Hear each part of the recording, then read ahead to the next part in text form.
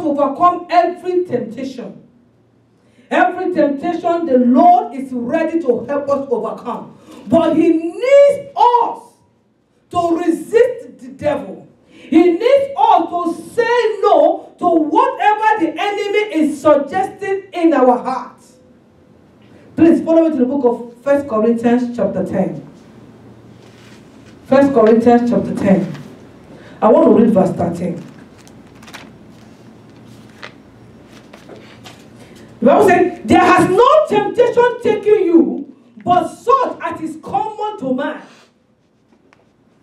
But God is faithful, who will not suffer you to be tempted above that ye are able, but will with the temptation also make a way to escape, that ye may be able to bear it.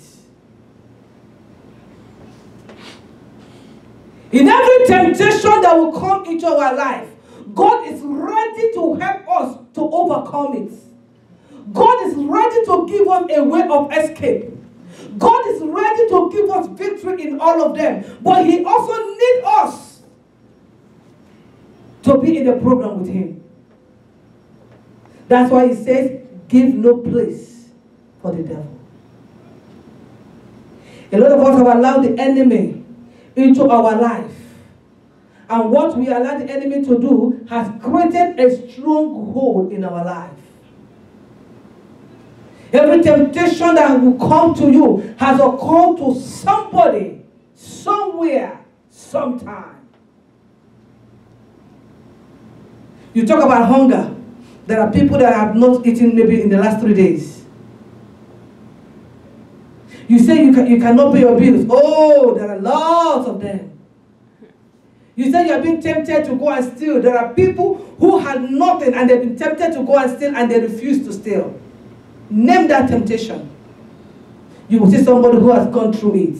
And that's what the Bible is saying. That in every temptation, that God will give us a word of escape. Now let's look at deception. Deception. Another way the enemy coming. Another fairy dart of the enemy, deception. The Bible says that the enemy, the devil, is a liar and the father of it. And one of the things that the devil knows to do very well is to lie to us. He lies to us. He comes as an angel of light and lies to you.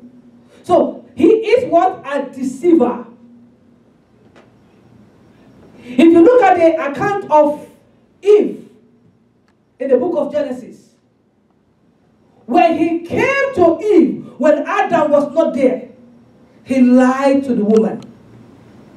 And the woman believed him. When he believed him, he disobeyed God. That nature of the devil has never changed. Amen. Amen. It has never changed. Amen. So he still comes to us in deception. That is why it is very important for us to know the word of God, to know the mind of God for us. Because the enemy will still come in this deceiving manner. He will still come in the same deceptive way. So that we can yield to him. So that we can agree to his lies. So that we can succumb to him. Sometimes he makes us believe that if God is alive, why are we suffering? If God is alive, why are you going through that? You say you're a Christian. Why haven't you God answered your prayer all this time? He comes through that form of deception. People of God, please follow me to the book of 2 Corinthians chapter 11.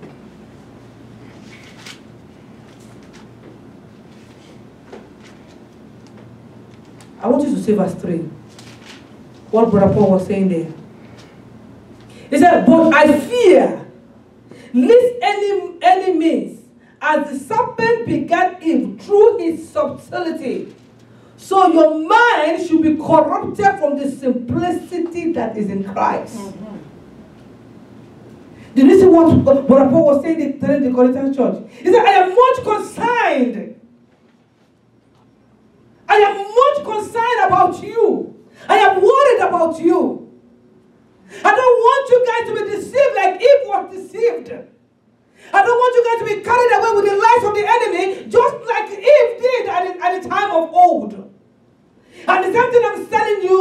this afternoon, be careful of the deceit of the enemy. Amen. He may come through your friends. He may come through your co-worker. He may come through your supervisor. He may come through your instructor. But I want you to know that the enemy has nothing good to offer you. He comes in deception to make sure he lure you. So I want you to reject every lie of the devil. He is the father of lies. And that takes me to what Daddy was teaching us this morning. If you still lie, you're a child of the devil. Are you hearing me? Any form of lie, any black lie, white lie, green lie, yellow lie, anybody that lies belongs to the devil. And I know very well that we are not a child of the devil. Amen. Amen. Even though Satan can transform himself into an angel of light, he is still not an angel of light. Are you understanding me? He might transform himself, like it's been said in the book of 2 Corinthians chapter 11 verse 14, that and no marvel, for Satan himself is transformed into an angel of light. Though he might be transformed to an angel of light, he is still not on what? An angel of light. That is deception right there. He comes in form of deception. Then another one, the last one I want to talk about, is he comes to a child of God using accusation. Amen. Amen. He comes to you using what? Accusation. He loves to accuse the people of God. He loves to accuse the children of God. In your heart, remember I'm talking about the battle of the mind. He will come to your heart and tell you, say, do you think you're a child of God? Have you ever heard that before? Amen. Have you ever had the devil? Have you ever had something going on in your mind asking you, do you think you're a child of God? He said, no, you're not a child of God. Let me tell you, if you're a child of God, this would have happened in your life, this would have happened in your life. The Bible says he is the accuser of the brethren. That is what he knows to do, to accuse the people of God. So he can come to you in a form of accusation. Amen. Please look at Revelation chapter 12. Revelation chapter 12, I want to read verse 10 quickly. And I heard a voice saying in heaven, now is come salvation and strength and the kingdom of our God and the power of his Christ. For the accuser of our brethren, mark that word, for the accuser of our brethren is cast down, which accuse them before our God day and night. The enemy accused us before God day and night. So when you hear his voice in your heart, do not accept his accusation. Amen. Amen. Sinner, listen, the devil does not accuse the sinners or the world. He does not accuse what? The sinners or the world. Because he knows that they belong to him already. He does not pick on the people that are already in his kingdom. Hallelujah. Anyone who continues to listen to the accusation of the devil, with time, you will begin to meditate on your past, on failures, on your inability. And you will look at yourself that you cannot do it, you cannot make it. But I bring you good news from the throne of God. You can make it in life. Amen. I say you can make it in life. Amen. Now, I want us to use the offensive spiritual warfare. The offensive spiritual warfare now is, now you tearing down the strongholds. This stronghold came into your heart because you accepted his lies, because you accepted the thing that he was telling you, because you accepted the arrows in your heart, and those things have built a stronghold. And you know something? You can tear down the stronghold with your offensive weapons. And now, let me quickly run down the weapons that we need to use, and then we'll be writing up. Those weapons are found in Ephesians chapter 6, from verse 11 to 8, where we've read it. The number one weapon is truth. Amen. Amen. Truth. And this truth can be found in the Word of God. The truth in the Word of God. The second one is righteousness. No one that liveth in sin that can withstand the enemy. No one that is living in unrighteousness that can stand the enemy. You need the righteousness that is in Christ Jesus. The number 3 weapon we found in that place is the gospel of peace. The gospel of peace. The gospel of peace is a weapon to the enemy. And number 4 weapon we find there is faith. Amen. Amen. The Bible says without faith it is what? Impossible to please God.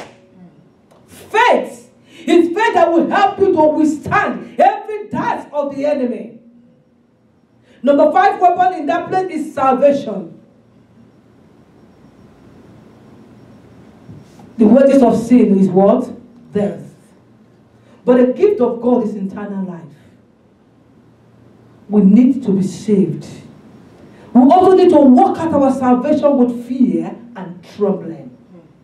There's nothing like internal security, internal salvation.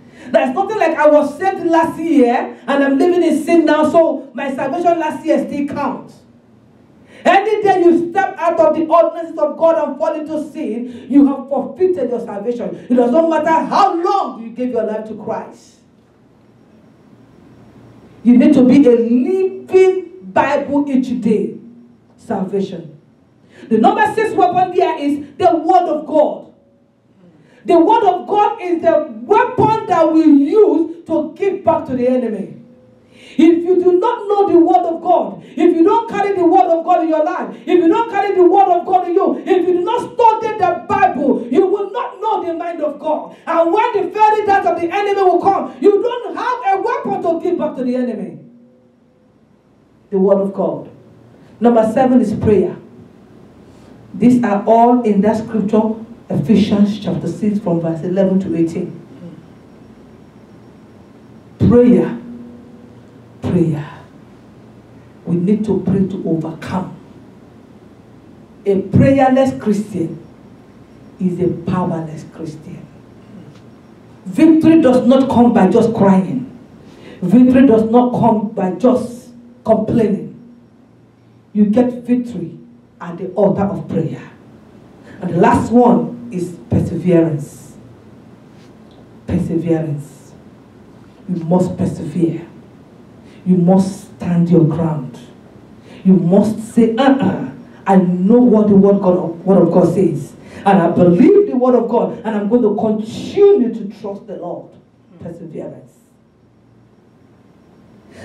These are the weapons that we can use to overcome the battle of the mind.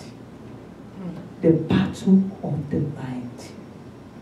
Do not allow the enemy to defeat you in your mind, in your heart.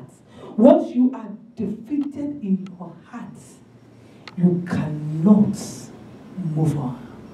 But remember, the thought that God has for you is a thought of peace, not of evil, but to give you an expected end. Shall we pray?